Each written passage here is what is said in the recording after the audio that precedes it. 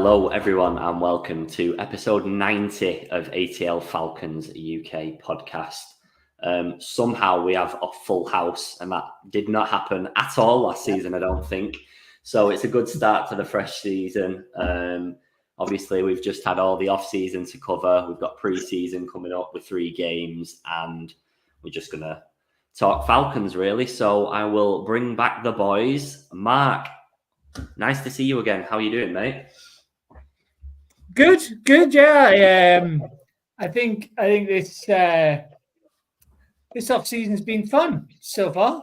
I like in the content we're seeing. Kirk looks sharp. Top 10 QB on Madden. Yeah. just, but yeah. I've been playing a lot of college football 25. Nice. So I've had that to keep me busy in the off season. And I'm officially retiring from brickball this weekend. As my team head into the Division 2 playoffs. So nice. It's still, even though it's the time where football's not as prominent in our lives, I've been managing to still find football stuff to do and to so it's been good. Nice. Good stuff. A little bit sad about you retiring from Britball, though. I mean, where are we going to get all of our stories from? I know. But I say it to as many people as I can say it to. I really wish I'd found it younger. Yeah. But my late stint into the sport has brought to the forefront how many of my joints are made out of pure glass. Not even glass, just like what is it? Nothing. When you watch the cooking programs and they go, "Oh, we're going to dip it in like sugar syrup." So it's not glass, it's that stuff. But I do like, if anybody's listening and thinking about whether they can get into the sport, there is a gazillion teams across the country, and it's you get so much more of an understanding of the game, I think, by playing it. So I'm going to be very sad to stop playing, but unfortunately I've got to protect me little digits. So yeah, bit of a shame, but I'm really, really glad I did it. And if anybody out there is ever thinking, should I do it? It doesn't matter about us peak male physical specimens. Even the bigger ones among us, there is a place for you on an American football team somewhere. So if you're thinking about it, make sure you get down and do it, because it's a fantastic experience, not only from a physical fitness and stuff point of view, but the camaraderie is something quite special. You really feel safe when you've got a 6'10", 25 stone offensive lineman who has got your back. So it's it's a shame, but it's been a great ride.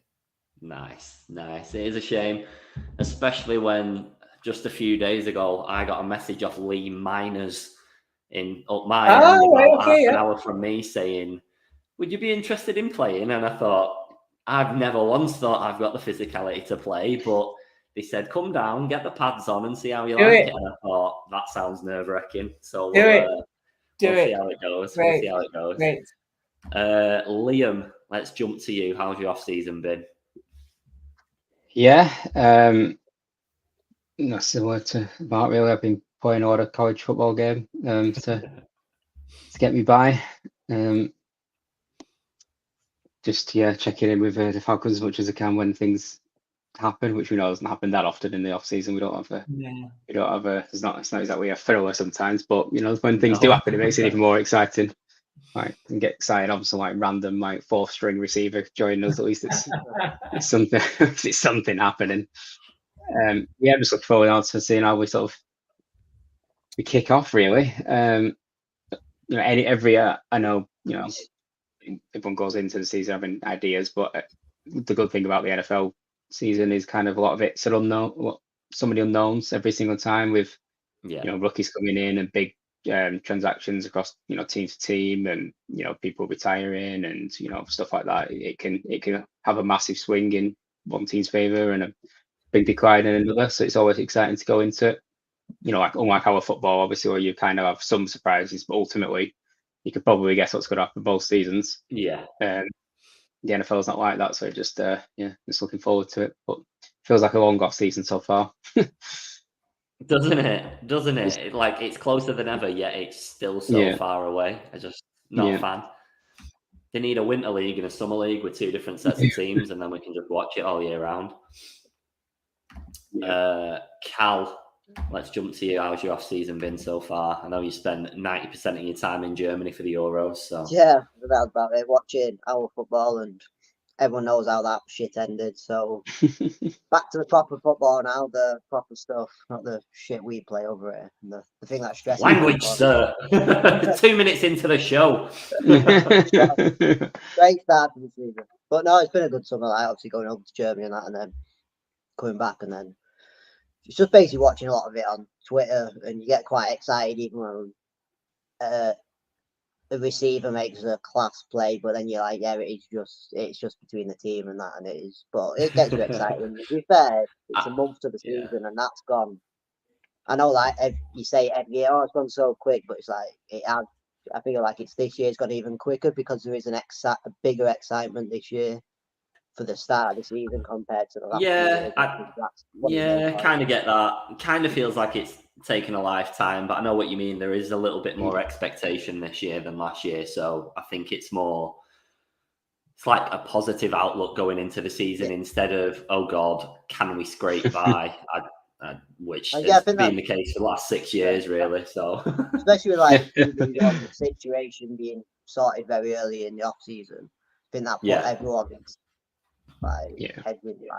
everyone knew straight away. And to be fair, you always see a lot of negativity usually, but this year most of it's been positive, so hopefully it stays that way. It has. It's been much better, and I don't want to jinx anything, touch wood, so just in case. But yeah, it has looked much fresher. So let's jump into the off season. I'm not looking for analysis and breakdowns and everything like that, because I don't know how much everybody's watched, but we'll go back around again. Mark, what are you looking forward to going into this season?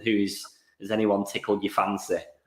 I think purely from what we've seen on social media, it just stands out. And listen, I don't know if it's the front office trying to make something out of it, but I've seen more videos of the Kirk Cousins, Kyle Pitts connection. I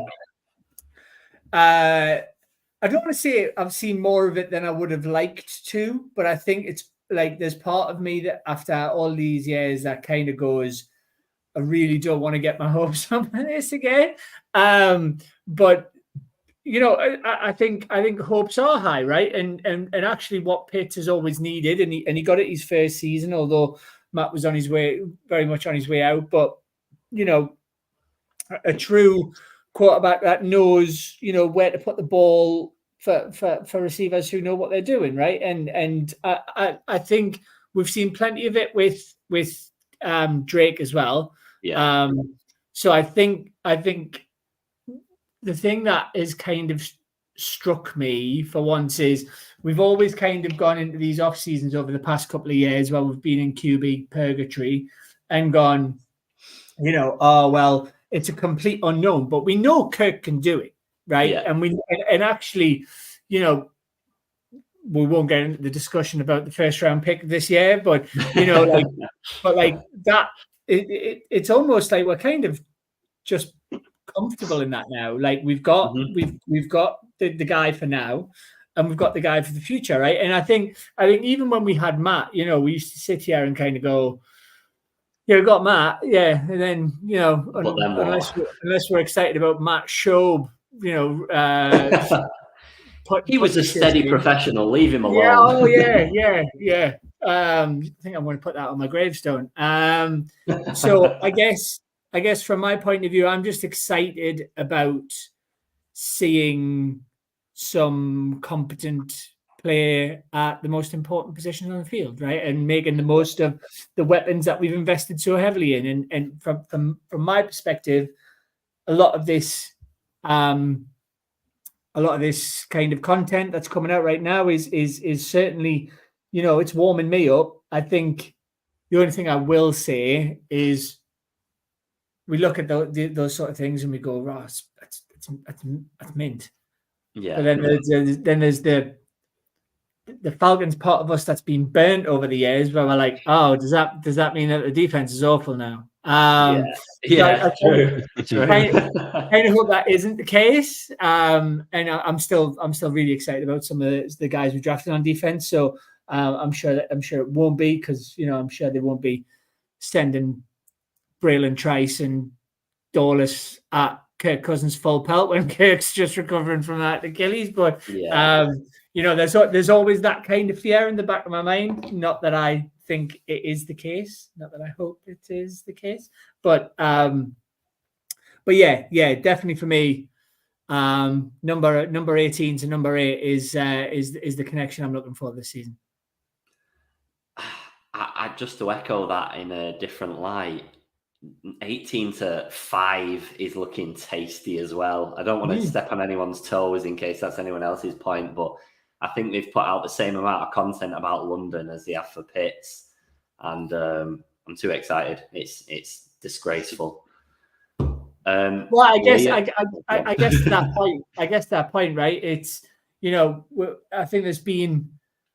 I don't want to say there's been question marks from us, because I think Drake's shown quite a lot, actually, and when he hasn't been thrown hospital balls by our previous supporting cast.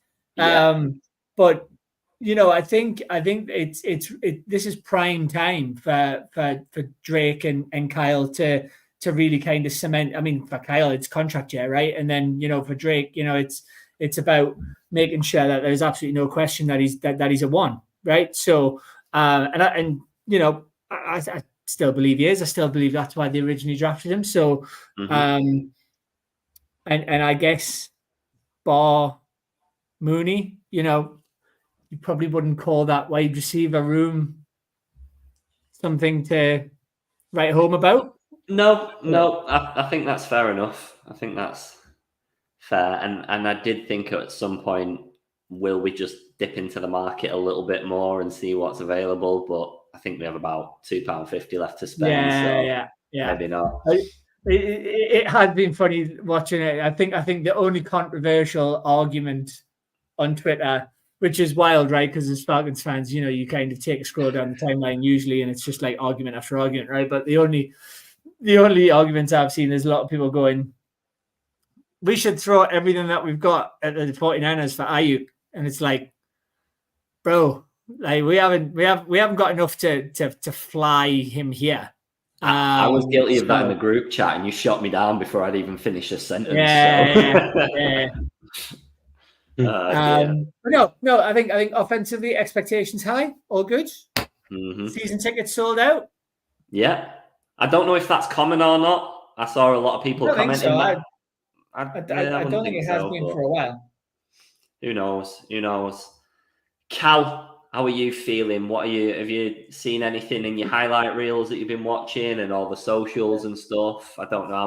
Probably just sort of the same as everyone else, but I think the main thing for me is the defense is going to be going from what they did last year, to be fair, but obviously with a new defensive coach, is quite obviously you don't really see much of the defense in sort of the videos he put on. It is more like the offense. Right. It's easier to show it off, and everyone gets more excited about the offense, like, especially with that quarterback position and how it's been in the last few years. But I think one for the offense is Bijan. They've not really shown much of him, and I feel like that's a good thing because they've purposely done that. Like keeping him in the shadows.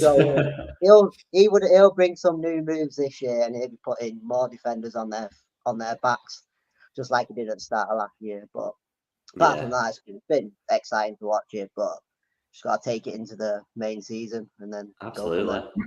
I don't know if Oh, go on. I think to Carl's point there as well, it's interesting, right? Because you think about how the Rams have used running backs over the the past few years, and I guess our offense was really predictable last year, right?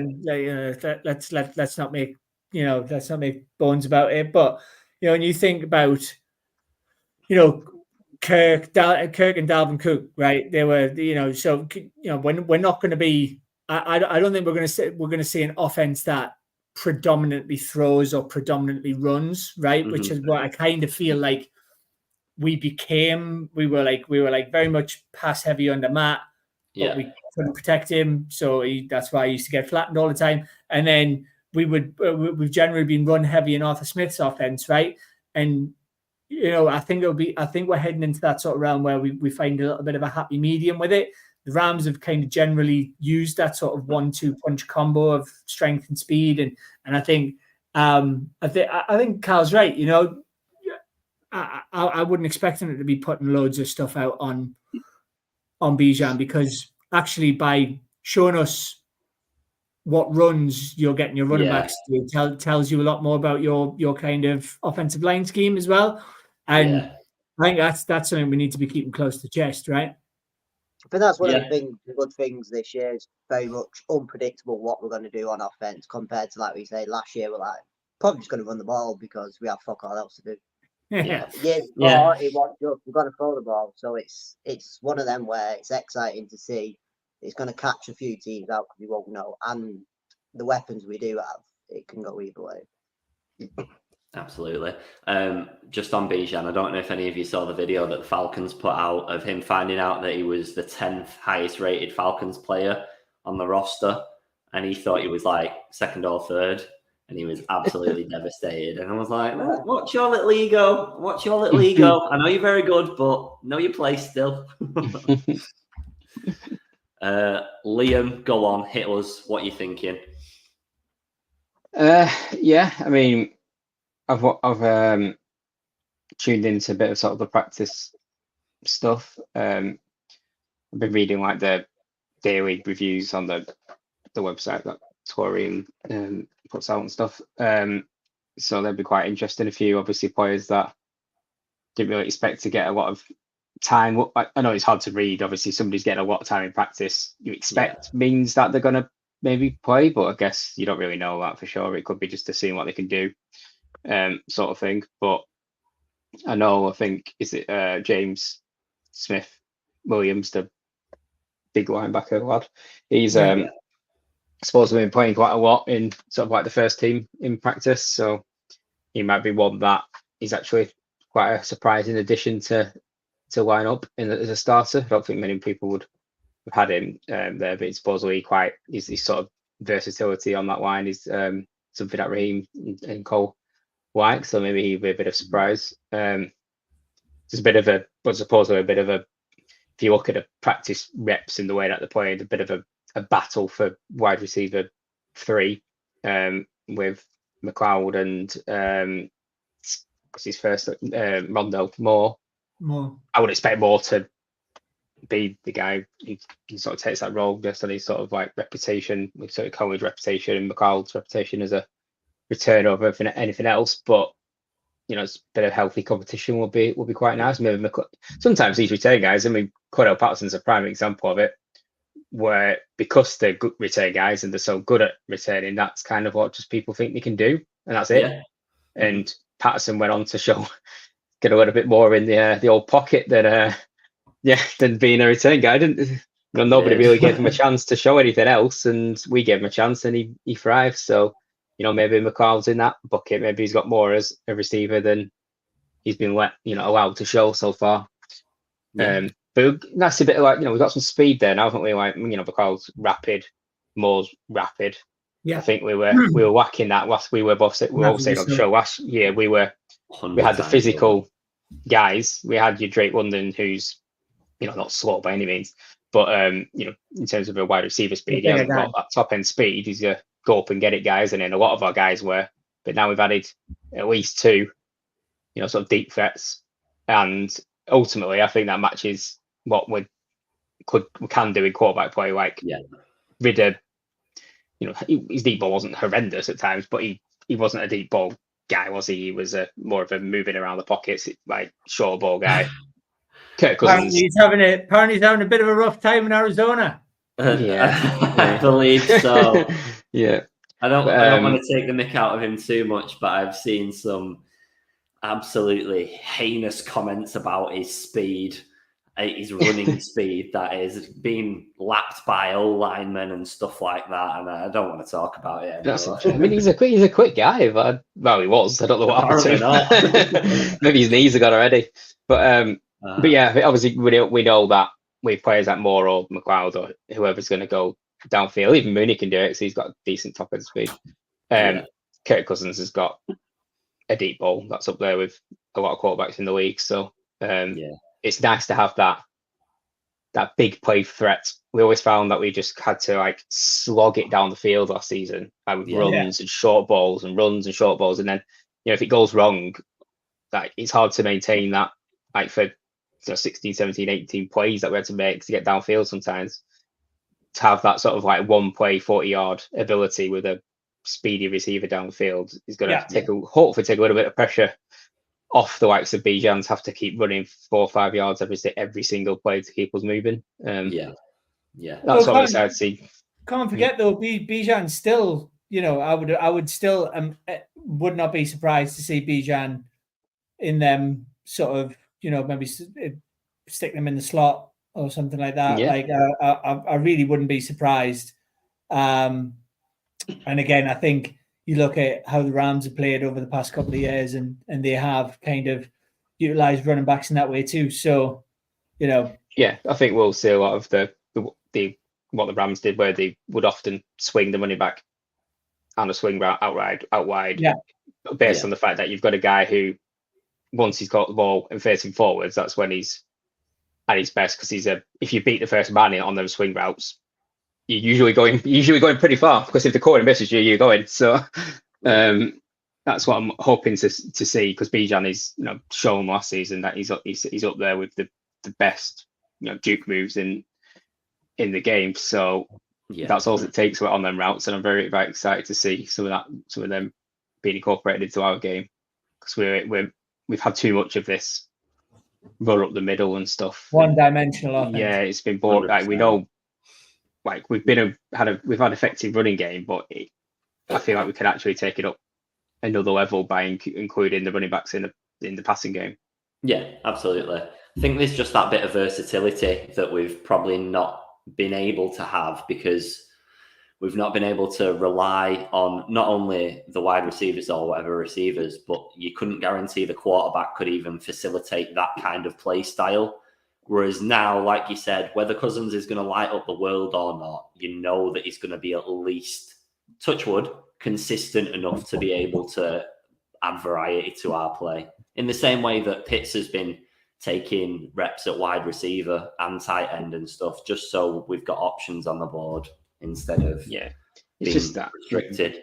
That decision making is what we want to see, isn't it? That exactly. Make a smart decision most of the time. Right decision, accuracy. One thing I will say, which I'm not going to let slide, I was going to let it slide, but I've decided I'm not, was Danny's very, very quick judgment on the speed of O-linemen. I thought I got away with it. I thought I got away with it. Us bigger chaps, we can surprise you with speed. It's momentum. It's momentum. Just not quick off the mark necessarily, but once you get going, that depends on how much you've worked on your stance, Daniel. It's very true. But no, I just wanted to call you out on that one for all of the bigger gentlemen in the audience.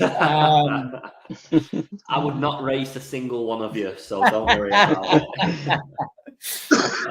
Just going to jump into the comments really quick, because we've not touched them for a while. Matt, thank you as always. You have been a day one, quite literally. I'm sure we had about 7 followers when you followed us, so I really appreciate that. It's good to be back. Thanks, Matt. Paul, always a regular watcher and listener, and also just a little bit of a plug for ourselves. We have a group chat on Twitter now, if anybody's interested. There's over 126 people in there at the minute, and people are just talking ball daily. So if you want in on that, comment below or one of our posts over on Twitter, and I'll get that boxed off. And we have another comment, which leads us into a nice little section.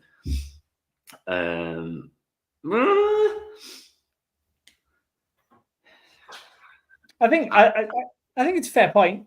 I think if you were going to highlight somewhere where, because we just talked about wide receiver, right? And they've still kind of they've drafted and they've picked up, like I was saying in the group chat they've picked up James Washington, who had a brightish start on the Steelers. But I think Liam said he was at the Cowboys last year. But they've still kind of added, right? And I think the secondary is probably the one area where you could say we haven't necessarily done enough. Now, I want to sort of caveat that, right? So I think one thing that we know with Raheem and Jimmy Lake is around their previous with DBs, right? So they've mainly been DB coaches in the past. One thing that really caught me off guard out of nowhere was Raheem being extremely complimentary about Richie Grant. And I think when you think about, Richie Grant and probably Helms as well, what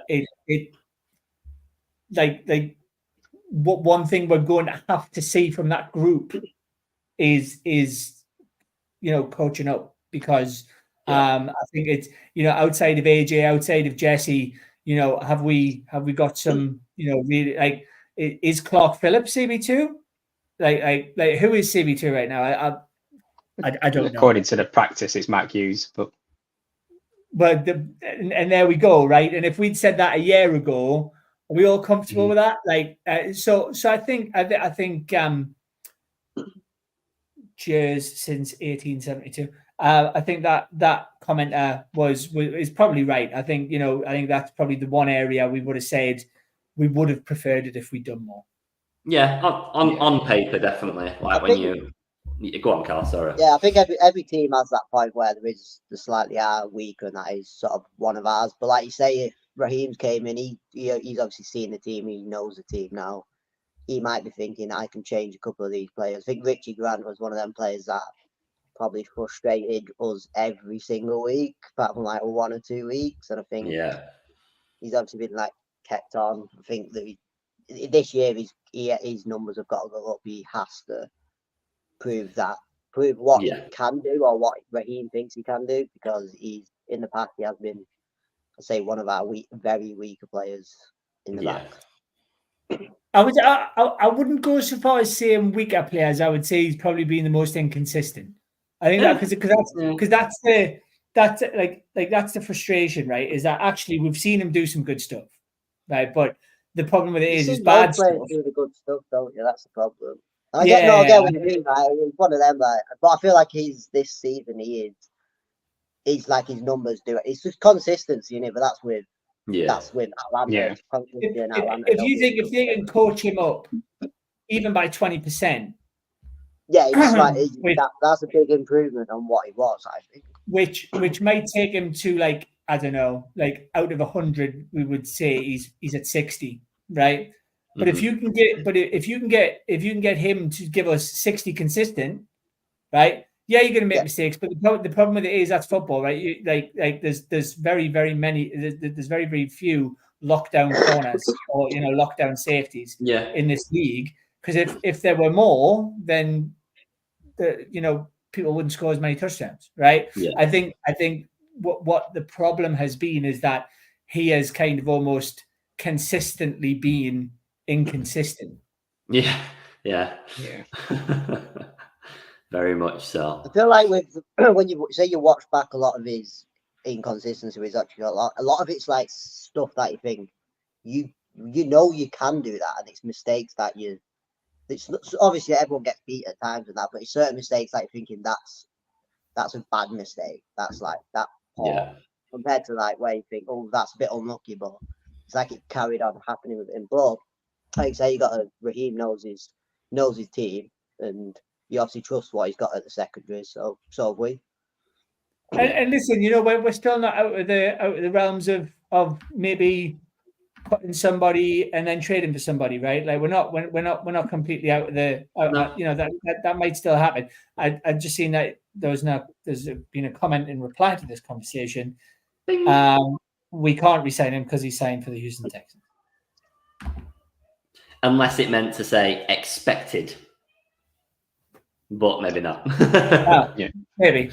But there's a possibility. But we're not doing that. Absolutely. I like to see that you avoided the comment that was popped above the previous comment. I mean, not really, because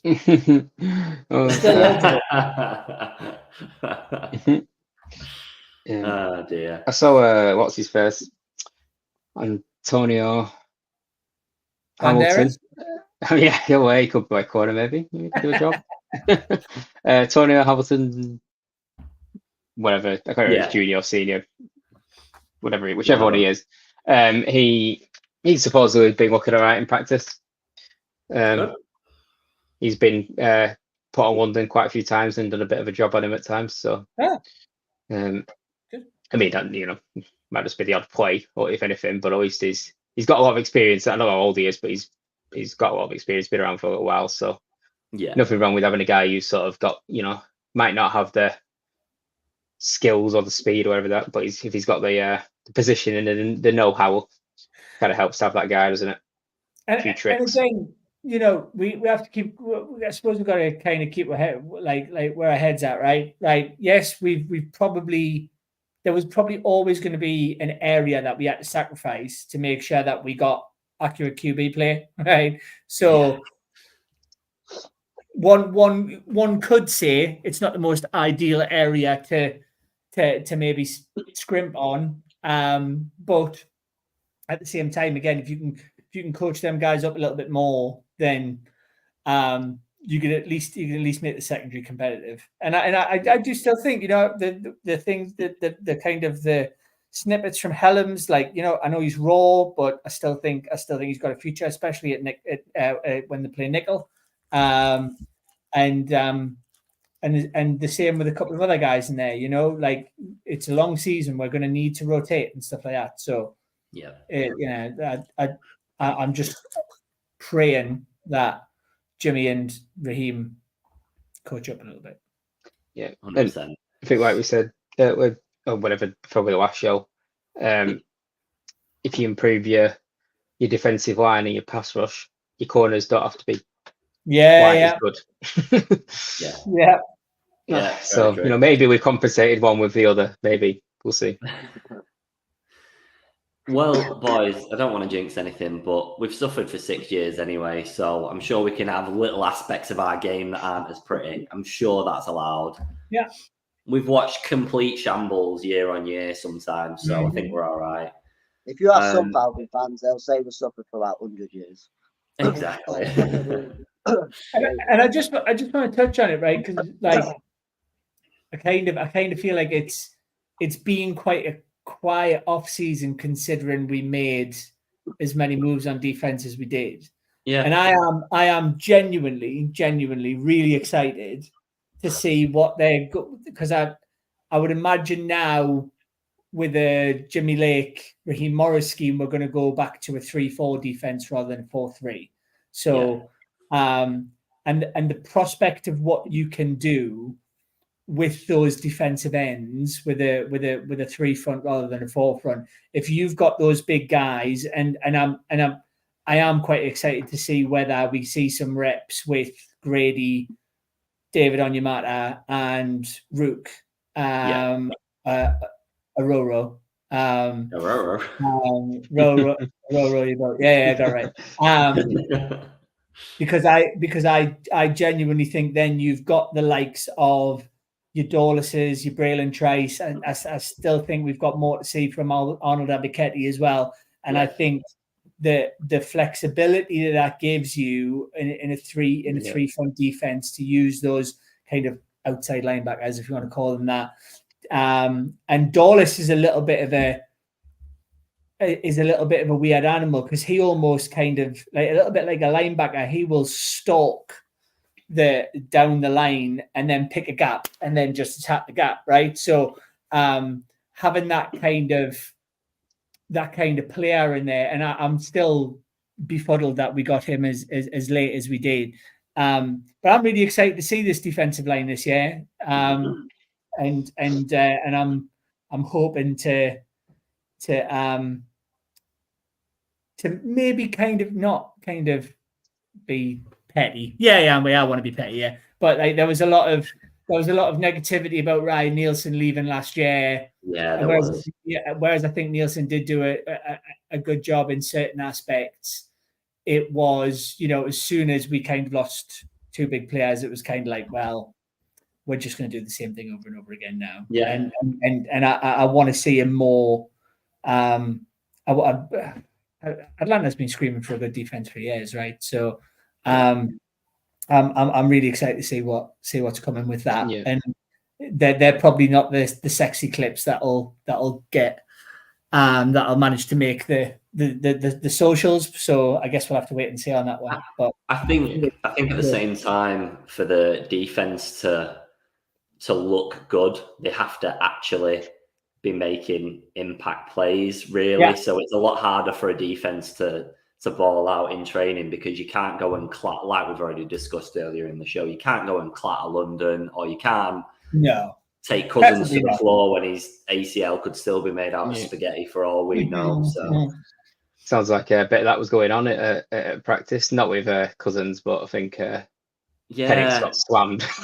Yeah, I believe there was a little grip of the collar. Yeah, Penix got up and was hobbling all over the place at one point. So nobody went too keen on that, but it happens. And somebody creamed. I can't remember who else it was. Who was it? They took out. Somebody else got absolutely weighed out, suppose, as well. So it happens. It's a shame they didn't make a bit of a beeline for Taylor Heineke after this week's. He's been slandered. We won't get into everybody's political views and stuff like that, but all I can say is Heineke is not looking in a good state right now. You can get into it with me. I'll tell you straight that D-line needs to go send that man a message. I'm sure there'll be some viewers watching thinking that's a beautiful comment. So and there might be some that don't, but I don't. Maybe not. Maybe we just lost a follower or two, but maybe we're getting some. So let's see. One question. One question. Well, no, we'll take it from a different topic now because kickoffs obviously have changed. Yeah. Yeah. Obviously, Mark, you played the game as well. Everyone's opinions on that. I've only seen it the other day. I can remember it changing, but then obviously there's no football being on. But the players are now starting next to each other. It's like 10 yards apart in it, I think. Yeah. So from my brief overview, because I watched some of the game the other day for Bears, I think it'll limit exciting plays because the line is so much higher that it makes it more difficult to break. But if an offensive player does break the line, they've literally got the entire field to play with. So I think the ratio might not be that good, but I think when it does happen, the excitement will buckle. I'm only saying this based on the really, really small sample from that game. Yeah. Obviously, offenses are going to learn how to deal with that very, very quickly. They're going to have to just figure out some different systems and play styles. But it's just you get hit by a man so much quicker with there being such a small... you've got no leverage in comparison to what you did have.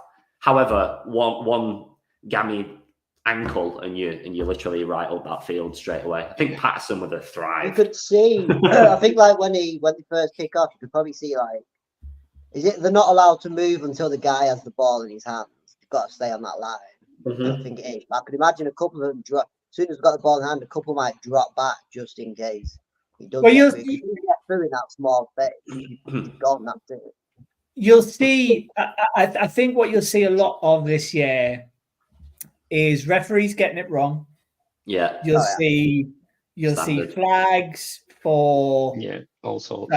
Next to nothing. I think one thing that I can say just because I've played the sport is that piece you mentioned, Carl, around them not really they can't run until the ball's kicked, right?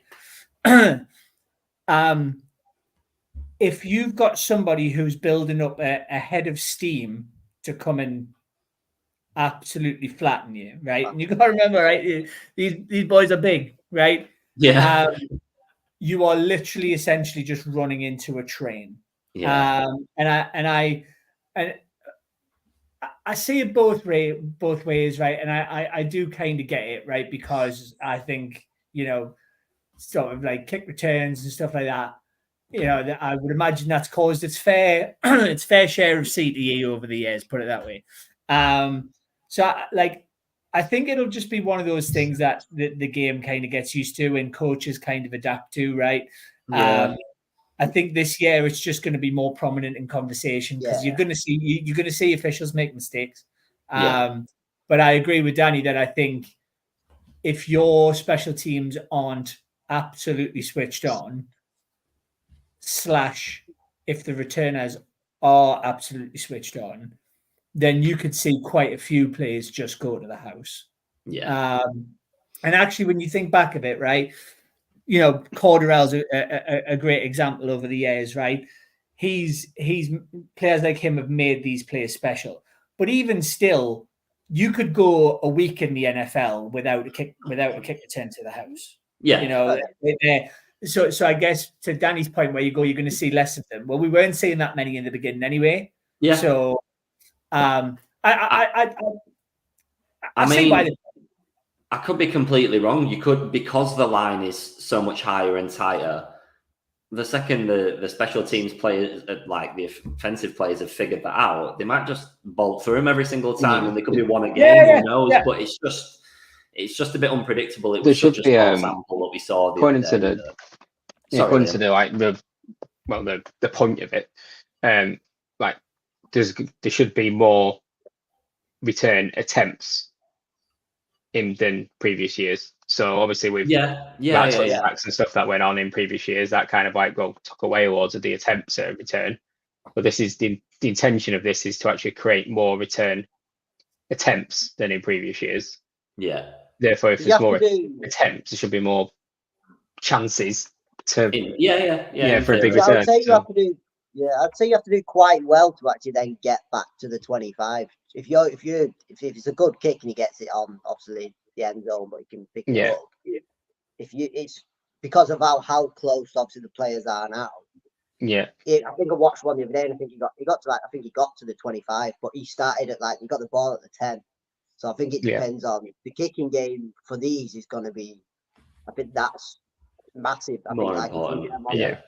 He said we spent a day and a half training it, didn't we? Yeah. The only thing is, if they want to do an onside kick, which is obviously still can happen, they have to let the referees know, don't they?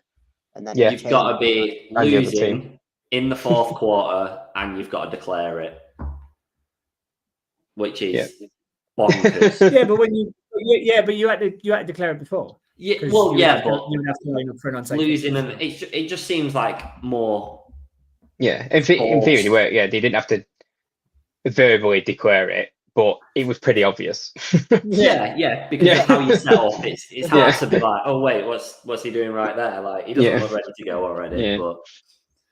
But yeah, like you said, it's just a change. There's nothing we can do about it now. It's changed, hasn't it? We'll all just be like, that was all right, and then the game is adapted to many other, rule changes. I think when you think back to the hip drop tackle rule, right? Mm-hmm. It's like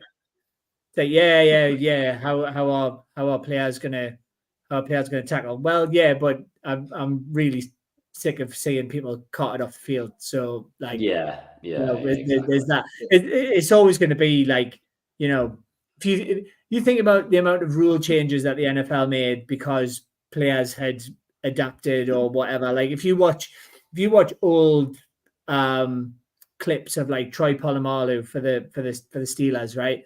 Like the stuff that he used to do, you just couldn't do anymore. It's things like that where you just go, like, game continues to evolve, and they're doing it for the safety of the players, and if that means that our kind of stars don't end up getting injured because of it, then exactly. If it gives longevity to the careers, then that's ultimately the aim, isn't it? It's not going to make much difference anyway, because let's be honest, for the last 2 years we've had Patterson, everyone just kicked it through the end zone anyway. So apart from like 1 and 2, if they know they've got a special player, they'll just kick it through, and then we've been to, I think we've been to 4 London games, and every time we just kicked it through because teams don't want to take the risk, which is fair enough. No. And I don't think it's really going to change. It's just an opinion, because a lot of people have blew up about it. Popped it up before, but Jack saying not a fan. If it's not broke, don't fix it, which I kind of get, but at the same time, maybe it'll improve it though. Maybe it won't. Maybe they could always change it back. Yeah, absolutely. Not mid-season, but I mean, like next year. Yeah. Scott, thank you for joining us. It's a very professional gentlemen. I do not know whether we are classed as gentlemen, but here we are.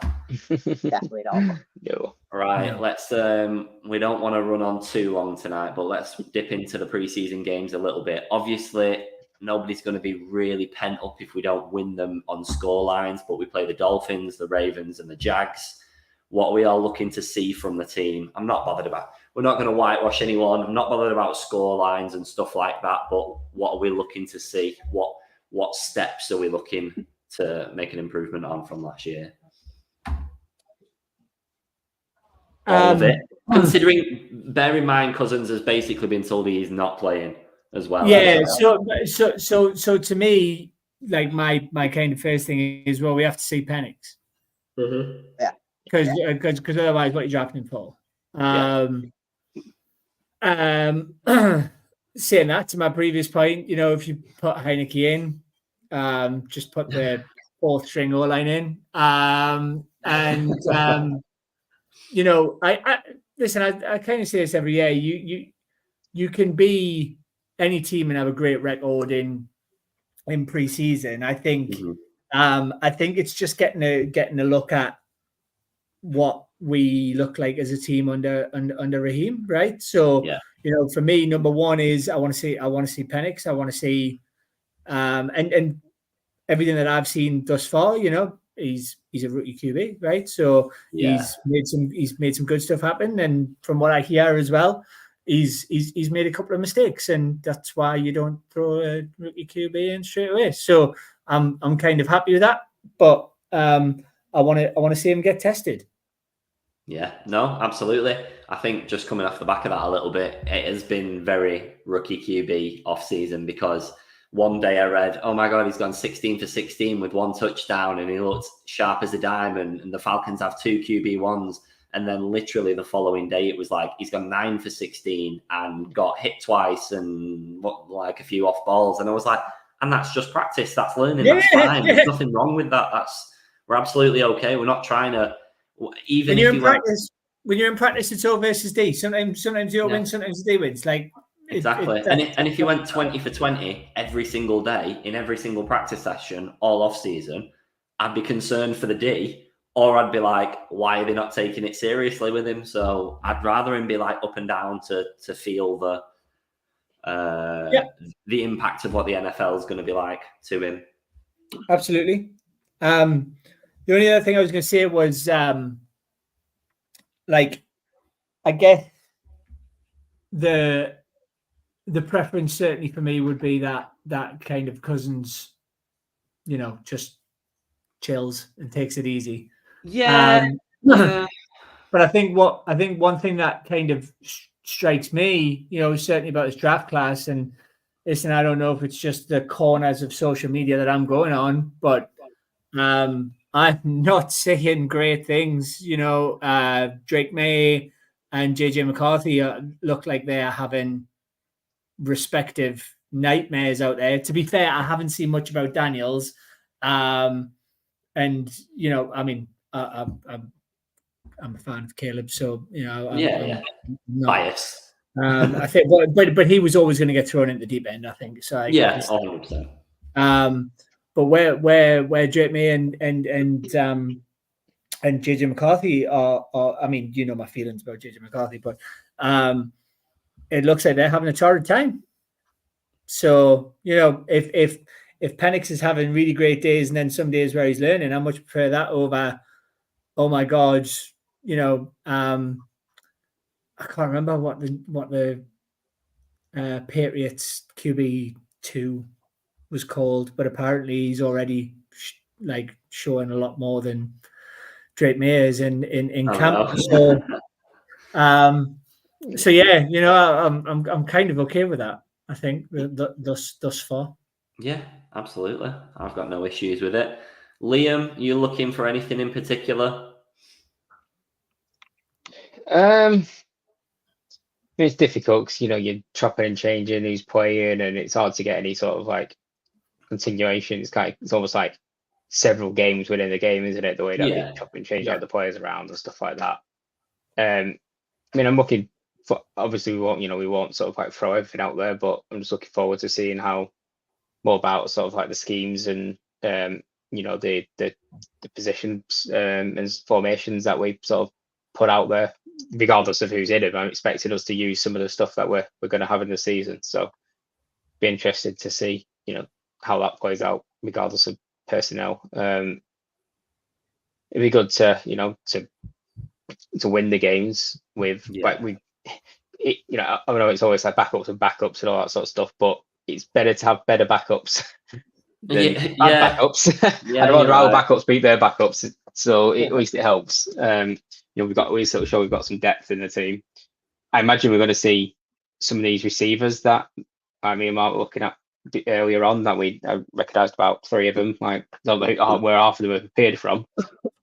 Pretty sure they've not played in the NFL before, but it seems to recognise a few more than that, Liam. Where we were on what was his first? I don't know, but nobody knows who Dylan Drummond is. Not. I'll have you know, I'm a chairman of the official Dylan Drummond fan club. Yeah, he's big things from Dylan, I'm sure. Chris Blair, no. I do recognise him actually, but I'll have Jesse you know, Matthews. I am. A few of them. I like the name Ross Dwelly. I always look at some great names. Ross Dwelly, great name. Trey Talk with the third as our third choice safety. One. Great name. Want to see big things from him. Just got my jersey ordered. Yeah, great name.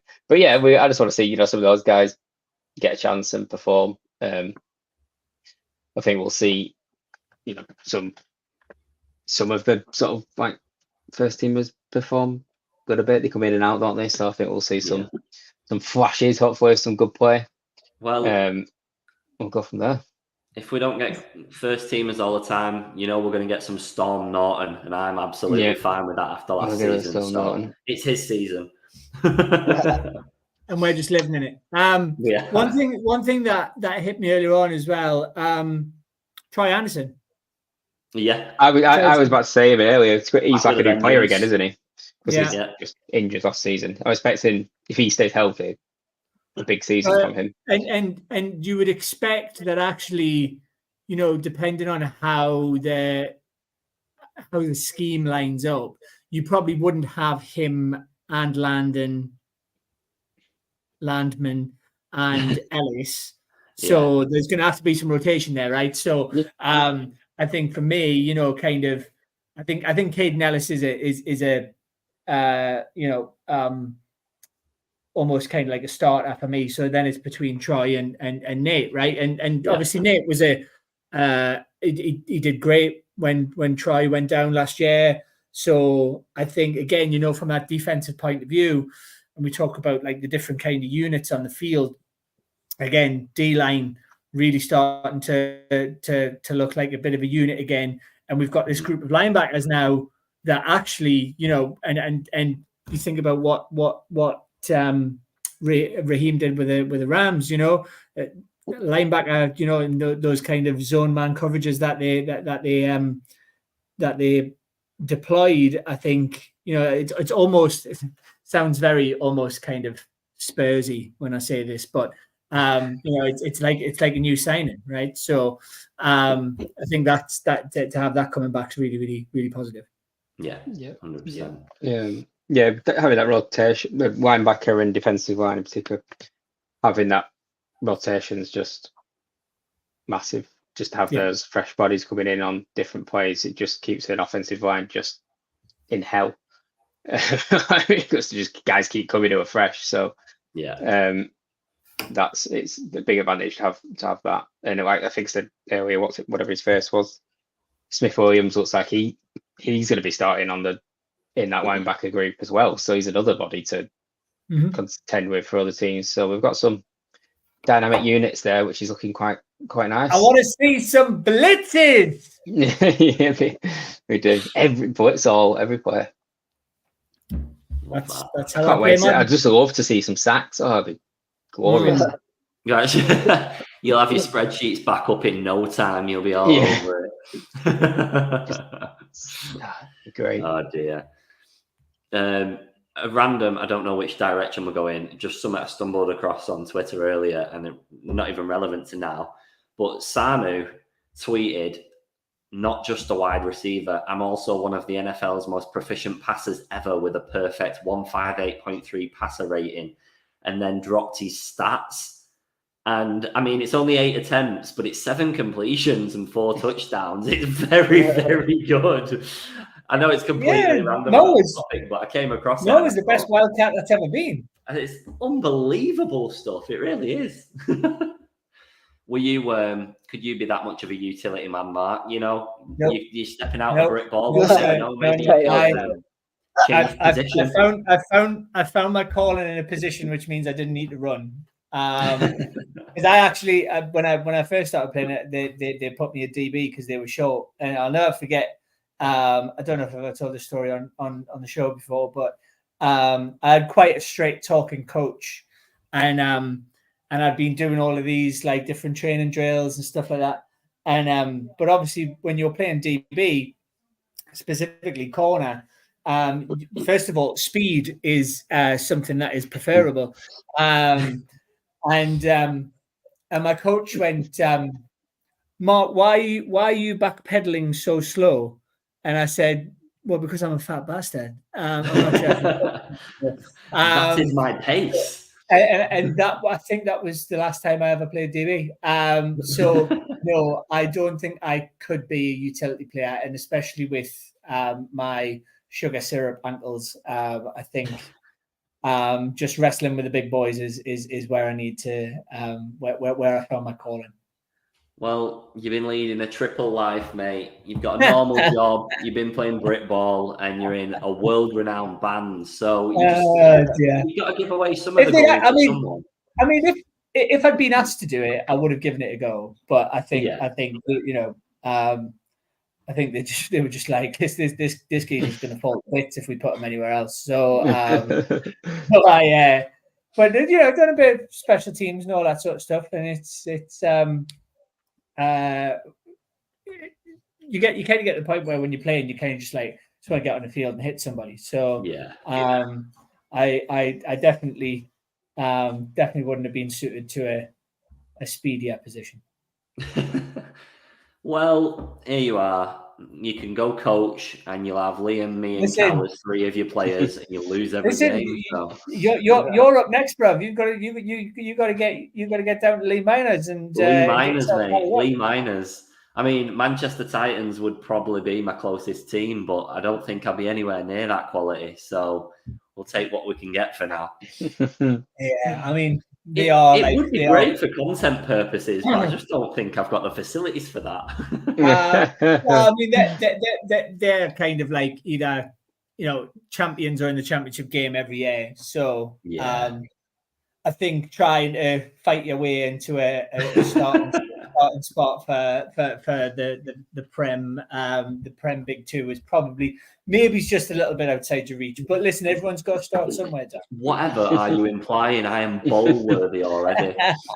There we go. Do you know what? I don't even know what position I'd be any use at. I've never been particularly fast, but I don't know. I'm 5'11" on a good day. So I'm not exactly built right. Inserts in your trainers. I could do that. I could put some cleats on with inserts. Yeah, you're right, Paul. Don't know until you try it. Absolutely. Go and do it. Right, chaps. Has anyone got any other punter? There we go. That's a good one. Straight through. I know. I'd shank the first one, and that'd be it. Like, my legs would be like jelly. I watched our kicker almost lamp an 85-year-old referee once because obviously you're not meant to rough the kicker and someone hit him and then I think our kicker got ejected because he was just like going mad at this and this referee's honestly in his 80s, right? I don't know how he still does it. And I think he threatened to punch him or something, and then he got ejected. And I was like, well, fair, it's fair because you're not supposed to get hit, but it's I think that might be your position, Danny. Go and become the next punter of the Lee Miners. There we go. Show up like water boy in the little crate, ready for everyone. Does anyone want any Gatorade? It's got to be H2O. I don't necessarily have anything else to kind of add. I think certainly from Falcons' perspective, I think we're pretty aligned.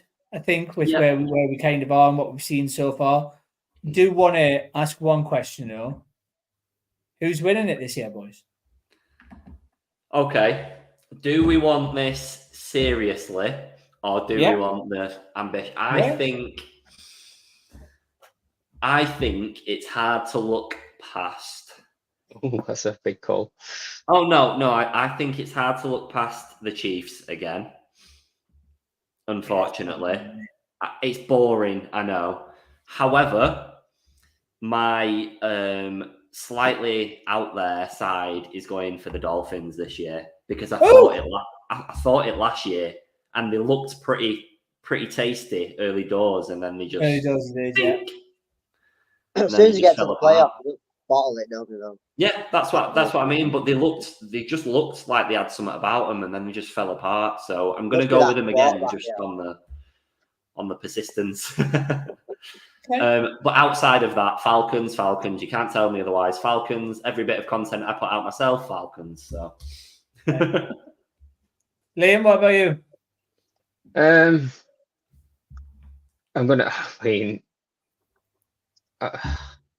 Obviously it's tough to go against some of the favourites, but I am. I'm gonna say it's a bit of a wild one out there, but I'm gonna go for the Houston Texans. Fair enough. Ah, good Lord. Okay. Does that mean you were going to go for the same, or does that mean you're disgusted? No. I like it. I think. I wasn't expecting it, but I think. I think CJ Stroud's arguably for me in the top 5 quarterbacks in the league at the minute. Very true. It's just whether they can protect him. So yeah, I'm down with it. Well, and if you look at their acquisitions on top of if he carries on playing like he's been playing, they signed Joe Mixon, Stephon Diggs. Elite players. I think that's it's going to be interesting. If I can't know if they drafted another guy in. Did they draft another guy in defense? Another pass? Oh, Thingy. Obviously, they have Will Anderson and they have Daniil Hunter. That's a decent pairing. Oh yeah, they got Hunter as well. Yeah. I see that. Yeah. I won't fancy them two coming at me. I mean, let's have it right. Yeah, that's what tanking gets you, right? Tanking, you have to get there eventually. Like, tanking. You get all the picks and you get to rebuild. And I think what the case is there on the Texans is probably just to go for such an absolute bin fire franchise that you've actually obviously put somebody in place who knows what they're doing and gone, right, okay, he has a clean slate. And they've gone, well, then let's just go and get some pieces that can win now, right? And I rate it. And obviously you do that when you've got a young QB who's on no money at all. So and I you know how much I liked Stroud in that draft. I liked him way more than your Alabama boy. And I think less said about that the better. But it's in a lot better situation. We'll say that definitely. I think anybody is like it. So yeah, I think I like it. I like it. I'm going to be slightly controversial in mine as well. Hit me. The Green Bay Packers. Well, funny you say that, because before we clocked off, I was gonna bring up Mr. Love as a topic very briefly. So go on, I'll let you expand, and then I'll do my little bit. I just, again, they're a franchise that kind of just goes under the radar, and I really, really like the Jacobs signing as well. Mm-hmm. I think that they've got a strong enough offensive line. They always seem to field a good defense. I just think that Love kind of really started on a bit of a trajectory last year. Yeah. I think when you consider the NFC as it is, I think, if the Niners lose Ayuk, I can't see the Niners continue like they've, for them somehow the salary cap is a myth, and then they still keep choking. So I'm kind of at that point now where I'm like, can you trust them to do it anymore? Like, I'm not sure if I can. Mm-hmm. And I think next in line for me on teams that have got that kind of momentum really feels to me like the Packers right now. So obviously, I think, in my ever optimistic head, that if it wouldn't be Green Bay, then it would be us. But I'm also, I can't see anything else around them that's really giving me the ohm. Do you know what I mean? Yeah. Like Cowboys aren't where they were. I think maybe we see that Lions team continue to grow. Maybe they're an option. Yeah, but again, it's like you can always trust the Packers to at least be relatively consistent. You can always trust the Packers to have a winning season. If you can ask me to put my hand on my heart, honestly, and say Detroit Lions having another winning season this year, I'm not putting anything of great value on that. Because I don't know, maybe his coach loses the locker room, Sim Brown goes down injured. They've just paid Jared Goff an extension. Again, arguably, I know he's done quite well since he's been there, but was he worth that extension? I'm just not sure. So, Packers is my outside show. I think they'll have to somebody on that receiving core is going to have to step up for them. I think for that to happen. But I think they've got players who could take that leap.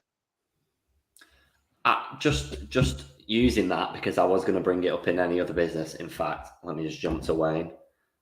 Hi Wayne, thanks for jumping on. You are a little bit late to the party, so I think you might have to watch the show back if I'm honest, mate. But we are still here and we're still going for a little while longer. I was going to mention Mr. Love's £53 million a year contract, and do you think that he is worth that value?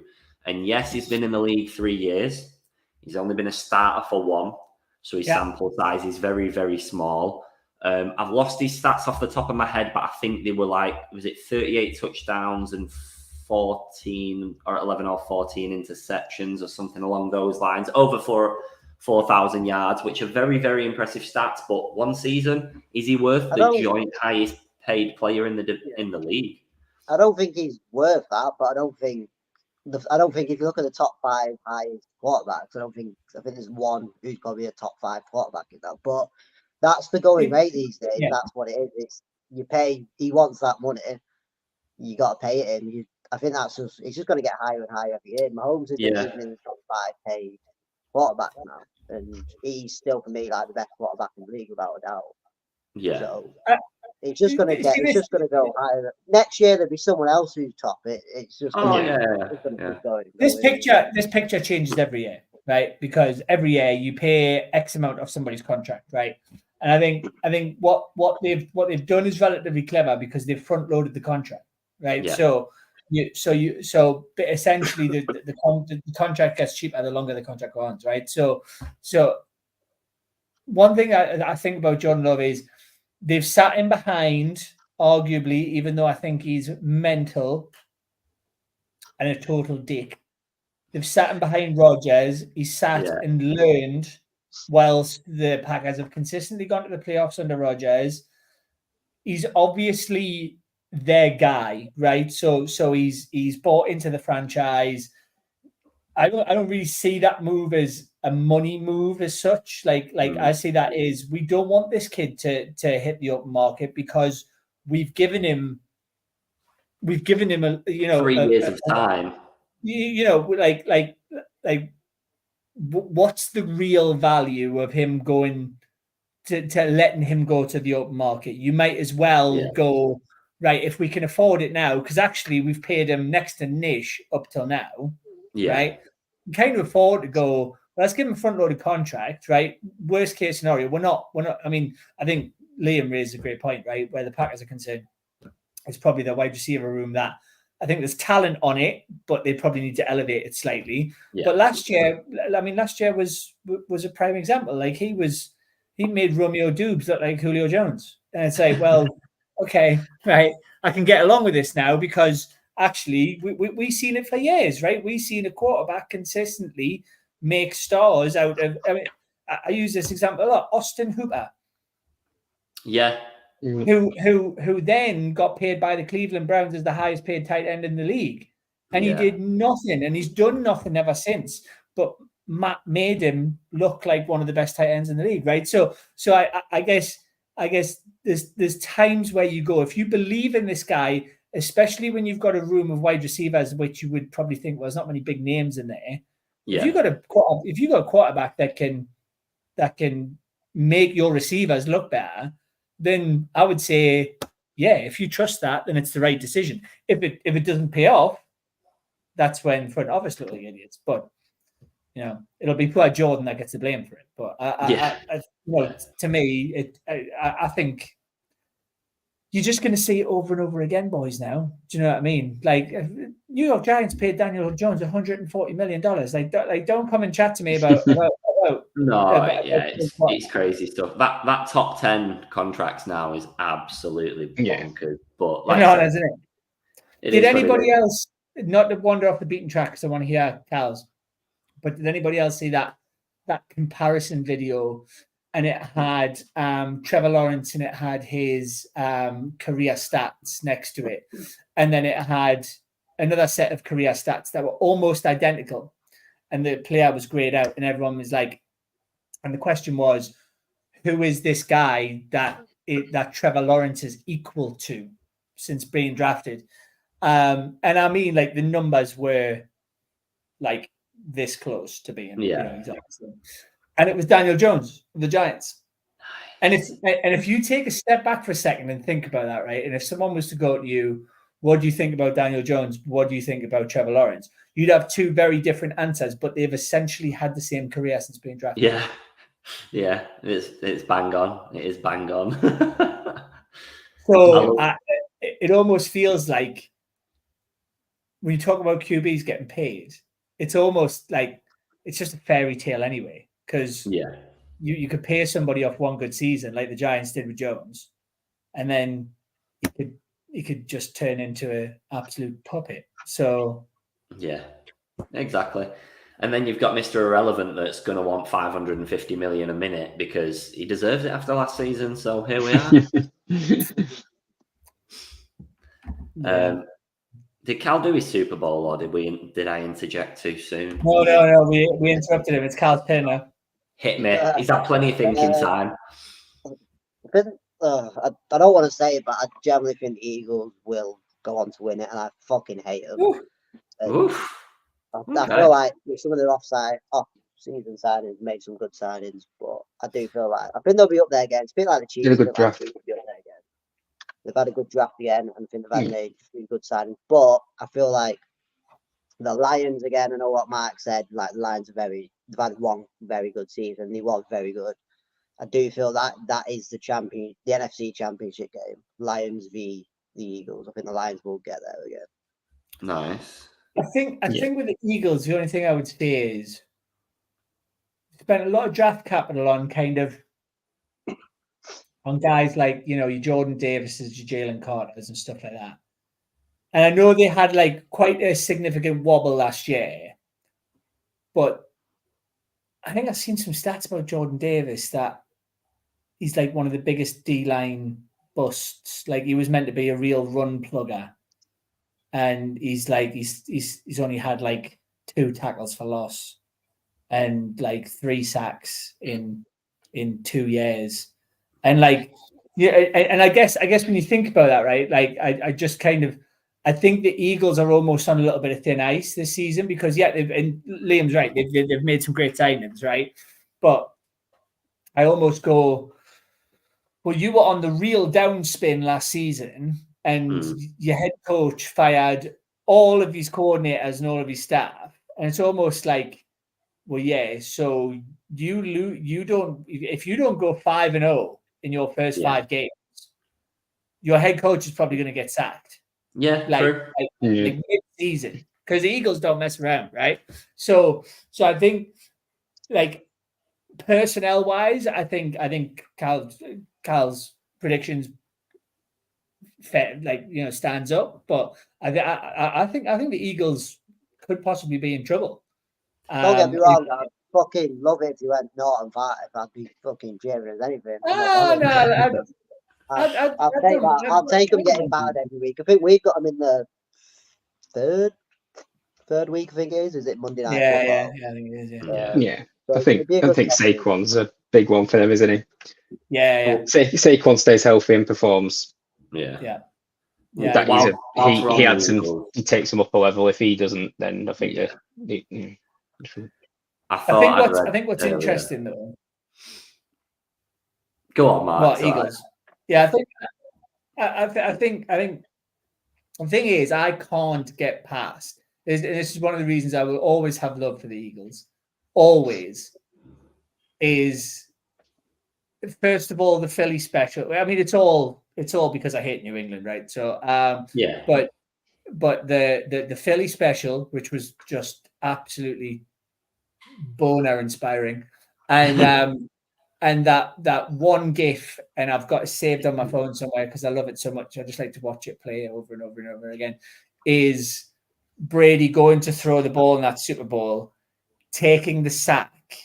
I think like the grab his arm or something, and the ball drops out of Brady's hand, but Brady still throws, but there's nothing in his hand. And in terms of really personally gratifying moments, I will always have love for the Philadelphia Eagles for them doing that with the backup quarterback, and man like Nick Foles, and for me, if you make Tom Brady unhappy, you are all right by me.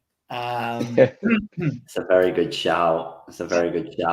Speaking of which, the news articles circulating today, apparently directly from him, that should a team present him a good opportunity, he would be willing to come back into the league for the 3rd time out of retirement at 47 years old. No, I just don't believe. I think he just nobody will want him. I think he's getting to get a life. That's what he needs. Yeah. He just needs to shut the fuck up and just do his commentating for the next couple of years.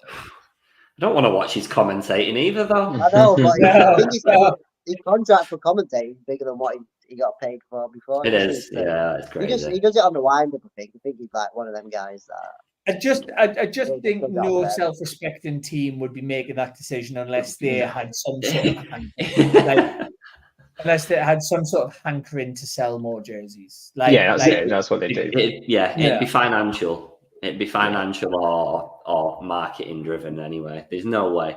He could be most of the quarterbacks in the league's dad comfortably. Like more than comfortably. Yeah. It's crazy. In fact, I bet most of their dads are significantly older than him. Or younger than him, should I say.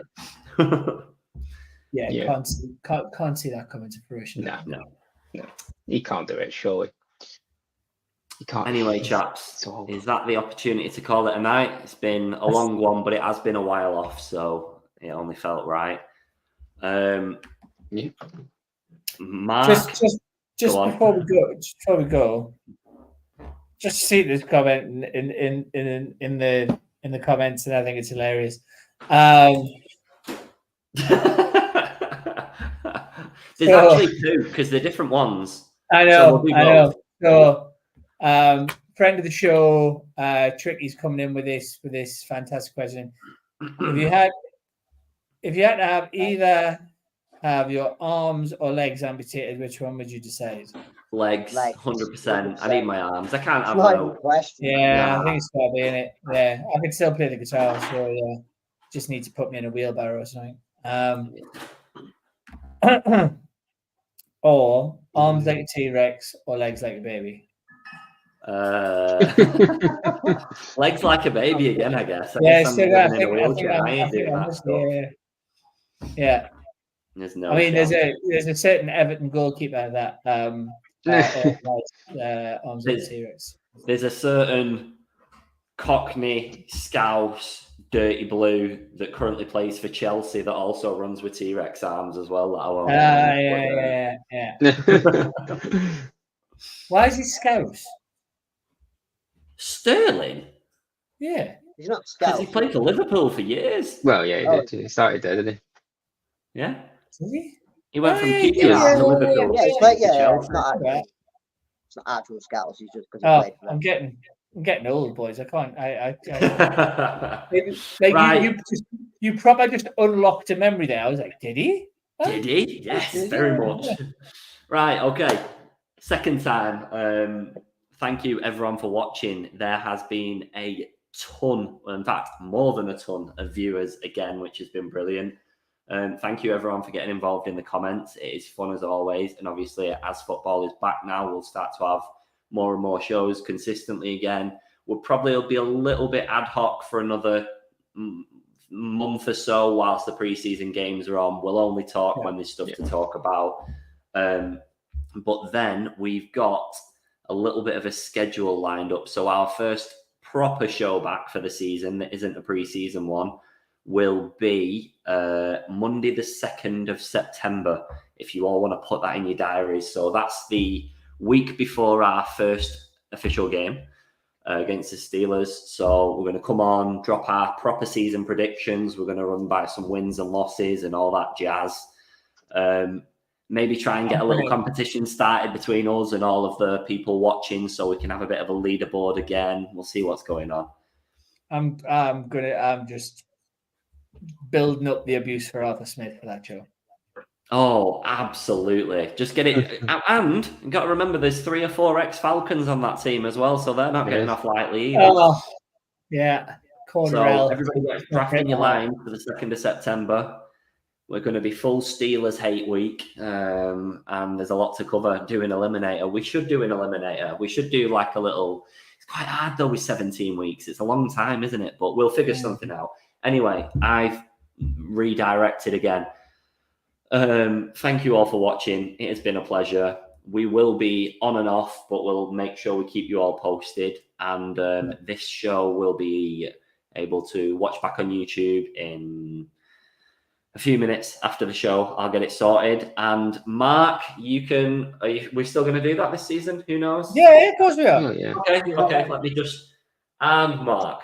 Ladies and gentlemen, you can find this anywhere and everywhere that you consume podcasts, so Apple Music, Spotify, or wherever you get your podcasts. It feels like we're back. It really does. I cannot wait for this season. That comes out. Thank you, everyone, for watching, and we will catch you very, very soon. See you next time. Yeah.